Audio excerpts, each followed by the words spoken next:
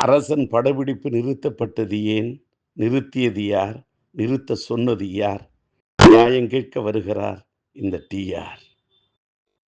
அரசனுக்காகவோ அரசனுக்காகவோ வாதாடுவதற்காக நான் வரவில்லை. தமிழ் திரைப்பட தயாரிப்பாளர் சங்கமும் அதற்கு துணையாக நிற்கும் தென்னிந்திய திரைப்பட தொழிலாளர் சம்மேளனமும் அறந்தவறி நடந்துவிடக்கூடாது என்பதை சுட்டிக்காட்டவே நான் வருகின்றேன். ஆம், சிலம்பரசன் நடித்த வெந்து தணிந்தது காடு என்ற படத்தை எடுத்த மரியாதைக்குரிய தயாரிப்பாளர் ஐசரி கணேஷ் அவர்கள் சிலம்பரசனுக்கு எதிராக அவர் வழக்கு மன்றத்துக்கு சென்றார், வழக்கு தொடுத்தார்.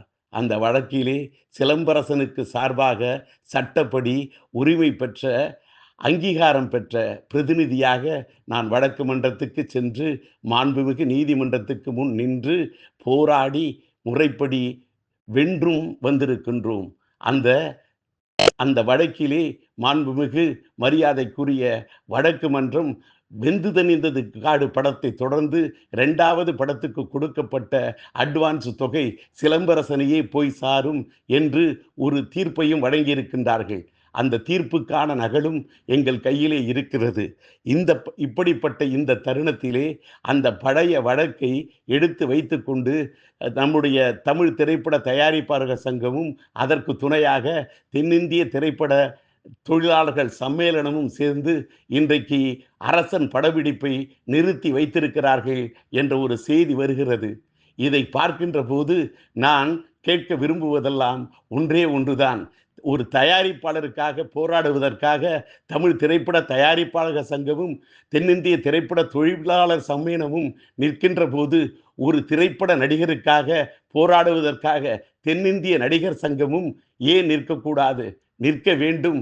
அவர்களும் போராட வேண்டும், உரிமையை பெற்றுத்தர வேண்டும், நியாயத்தை நிலைநாட்ட வேண்டும் என்று ஒரு சுமூகமான தீர்வை ஏற்படுத்தி தர வேண்டும் என்ற கோரிக்கை வைக்கின்றேன்.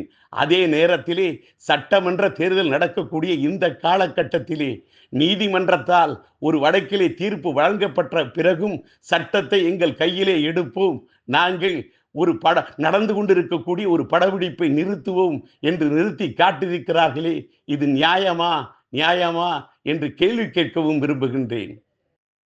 அதற்காக இதன் தொடர்பாக விரைவிலேயே பத்திரிகையாளர்களை சந்திக்க இருக்கின்றேன் என்பதையும் இதன் மூலம் தெரிவித்துக் கொள்கின்றேன்.